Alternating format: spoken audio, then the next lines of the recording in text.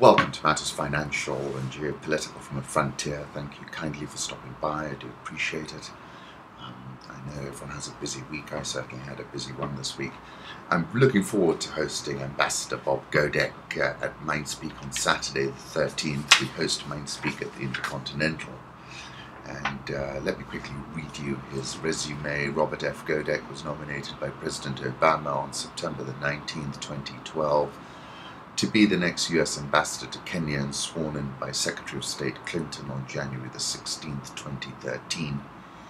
Ambassador Bob Godek was assigned as the chargé d'affaires at the US Embassy in Nairobi, Kenya, August 2012. Prior to his assignment in Nairobi, Ambassador Godek was the Principal Deputy Assistant Secretary for the Bureau of Counterterrorism in the Department of State. From 2006 to 2009, he served as US Ambassador to Tunisia.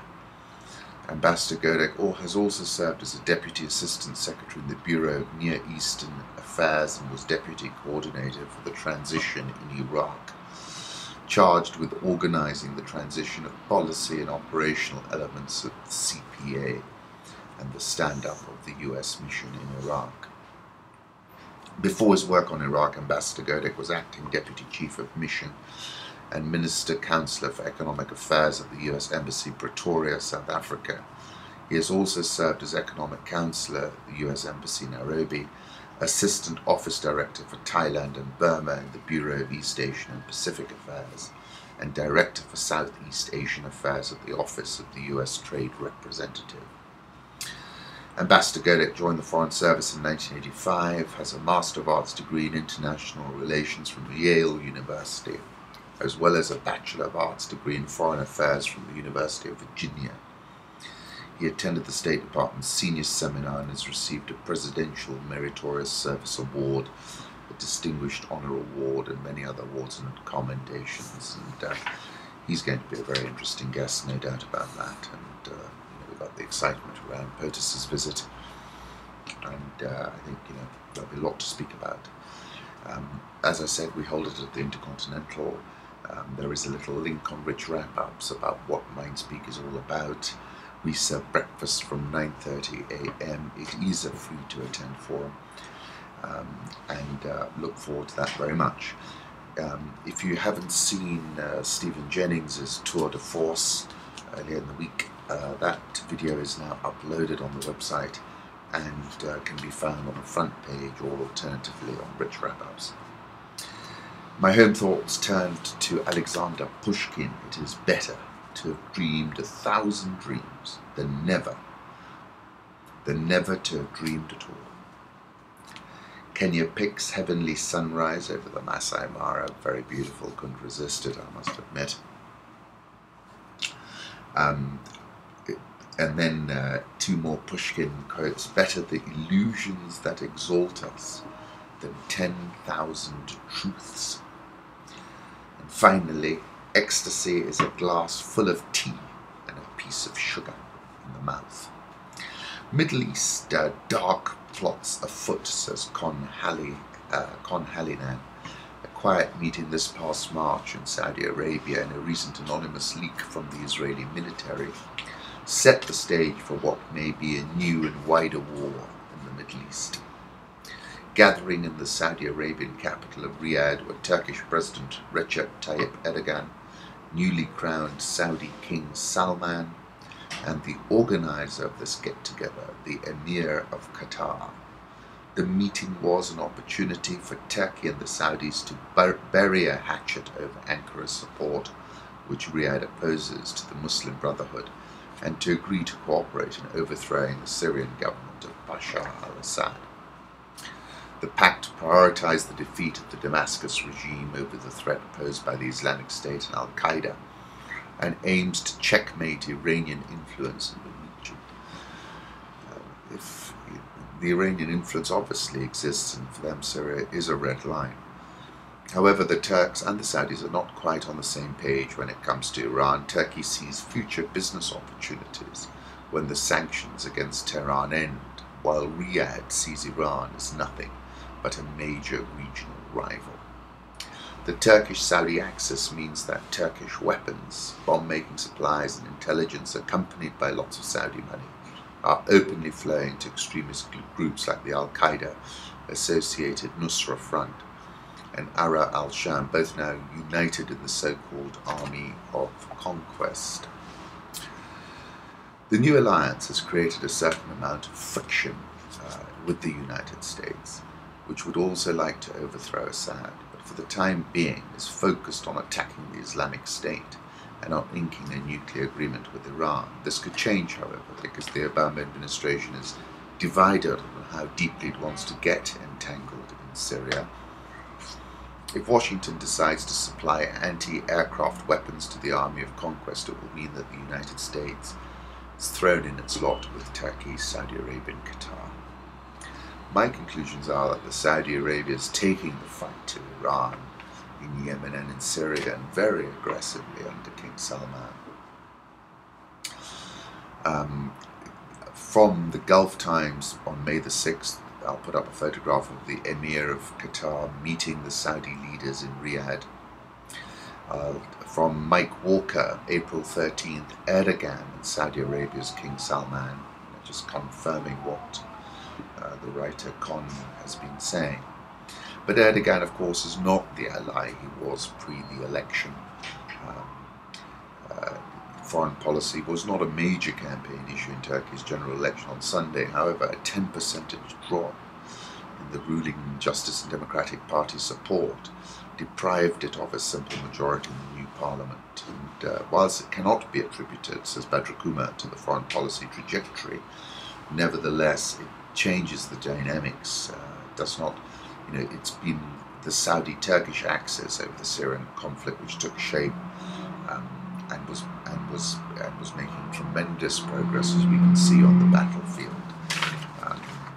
So very interesting piece as ever by Badr Kumar, and saying that the weakening of the Sultan at this juncture is a setback for King Salman. In an op-ed titled "Erdogan Remains the Better Regional Option" in the Saudi establishment daily Ashaq al-Awsat, the newspaper's managing editor wrote on Thursday, "There are several common geopolitical interests between the Arab world and Erdogan's Turkey. Arabs and Turks have a common interest," he said, "in checking the Iranian onslaught and stemming the tide of sectarian agitation it is nurturing and exploiting. Therefore, from a strategic standpoint, Erdogan's Turkey and the Arab world are fighting the same battle. We should fight this together on the condition that Ankara respects our sovereignty and interests." I'll put up a photograph of King Salman, and then I'll refer you to a piece in the New Yorker. Little is known about Alam al-Nasser, but it seems that she comes from Damascus, as in now in her early 20s, and she wrote the following about the Syrian debacle. "Their bullets shattered our brains like an earthquake. Even strong bones cracked, then broke. They drilled our throats and scattered our limbs. It was like an anatomy lesson. They hosed the streets as blood still ran, like streams crashing down from the clouds." Going back to the Greek crisis, which is impossible to read, really. The IMF apparently walked out of creditor negotiations, and very dramatically. IMF walked out of these negotiations. European Council issued a stark warning to Athens that there is no more time for gambling. There are major differences between us in most key areas, said the IMF spokesman Jerry Rice, who I know. As the fund's lead negotiators return from Brussels to Washington, there has been no progress in narrowing these differences recently, and thus we are well away from an agreement. So, got to keep an eye on that. Holger Scheipitz tweeted, "Markets ignore latest twist and turn in the Greek crisis. Early in the morning, Greek yields dropped below 25%. And then another tweet from him, "Volatile times for Greek banks." After that IMF announcement this morning, there was a big rally last night in Greece on the stock market. But however, this morning, Athens Banks Index dropped 8% after the previous day's rally. Treasuries rose for a second day after a Bild newspaper report said Germany is preparing for a Greek default. I'll put up a tweet that Holger put out so you can see the dramatic move in the price. You know, when I start my email and then when I come to read it, the prices on the markets change so dramatically practically every day. Euro dollar 111.80.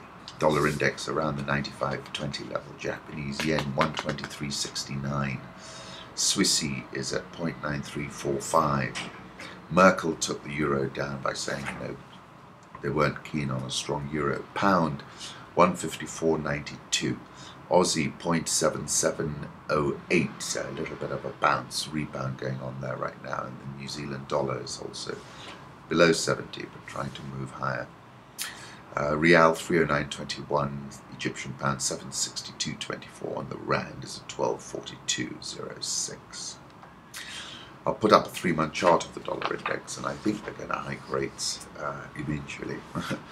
And when they do that, the dollar's going to rally through 100. Euro dollar, I'll put up a 1-month chart. Merkel talked it down this morning, but also Bund yields were lower. Where Bund yields go, so goes the euro these days.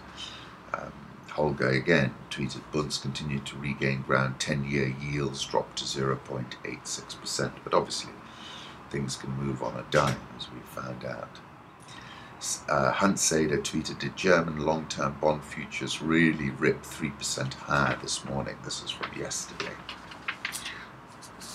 Coming to the oil markets, this is an interesting article. Saudi Arabia ready to raise oil output further to meet demand. Increased production in May to around 10.3 million barrels per day, its highest rate on record, as a result of increased global demand. Any increase in production in a market which already faces a glut would signal OPEC is unrelenting in its decision to maintain global market share. We have plenty of crude. You're not going to see any cuts from Saudi Arabia, the officials said. Crude oil, when I checked last, was just above $60 at $60.33, but I still think it's going to fall to about 50. Gold is at 1180. I'm probably getting a safe haven bid on all this sort of toing and froing with Greece. Check this out. In the 55 trading days since Shong took Baofeng public on the Shenzhen Stock Exchange, the developer of online video players has jumped 4,208%. The rally is equivalent to 11 years of gains in Apple. Samantha Cristoforetti captured this warm water image of the aquamarine and turquoise waters around the Bahamas. Pretty. Angola is asking China for a 2-year freeze on debt repayments. Angola's President José Eduardo dos Santos has asked China for a 2-year moratorium on debt repayments. State media reported on Thursday as Africa's second largest oil exporter seeks to shore up public finances hit by lower crude prices. Beijing has issued oil-backed loans to Angola since 2003, a year after it emerged from a 27-year-old civil war. Those debts now amount to more than $20 billion. I'll put up an image of Dos Santos in China. And according to China's Xinhua News, China and Angola pledge win-win cooperation for common development. That phrase is overused, isn't it, somewhat? Simon Cam, businesses in Angola demand an immediate devaluation of the kwanza of at least 9%.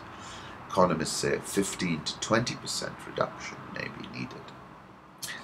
Angola's currency, according to Simon, has dropped 6.6% this week through Thursday. South African all shares up 4.191% year-to-date. Dollar rand, as I said, 12.42. The Egyptian stock market is down 3.36% so far. Nigerian all shares down 3.176% this year. The Ghana Stock Exchange Composite Index, interestingly, has been outperforming and is up 4.37% year-to-date. Lovely slideshow on the New Yorker called Secret Lives of the Serengeti. And also a lovely photograph from the Wall Street Journal, The Affordable Way to Sail to Mozambique's Secret Island Paradise. That's in the Wall Street Journal. The 2 trillion shilling now are coming to Kenya, where we had our budget reading yesterday. $21 billion budget includes a 12% increase in security spending, and that's for the year starting July 1st. None of us can knock that. That's desperately needed. Tackling insecurity decisively remains the top priority of the government strategy to sustain the growth momentum of the economy while creating jobs. Said Mr. Rotich, tourism in Kenya generates about $1 billion of foreign revenue for the government, second only to tea exports. The industry has been hit by a series of attacks by Islamist militants over the past 2.5 years. 516 people dead. Tourist arrivals fell 11% last year because of the killings. Revenue is forecast to increase 17%. That's a very big call year on year, reducing the budget deficit to 8.7% of GDP from 10.1%.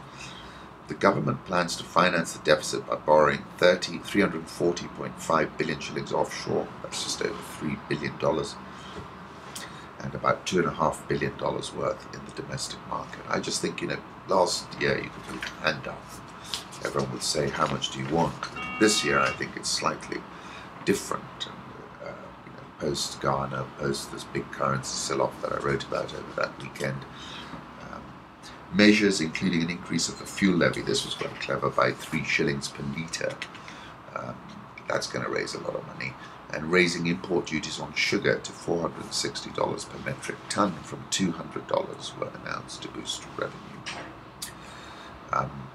The revenue collection target for the current budget year is unlikely to be met as new tax rules have faced delays in implementation, particularly capital gains tax on transactions.